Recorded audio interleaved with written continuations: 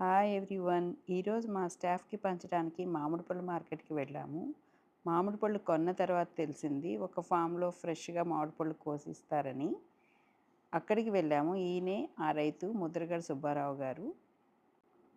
పందిర్లో అల్లేసిన బొప్పాయి తోట, ఆ తోటలో ఏమున్నాయో ఆయన మాటల్లోనే విందాం. బొప్పాసేసారు, ఇంకేమేసారు ఇందులో? కింద జామ మొక్కలు వేసాం.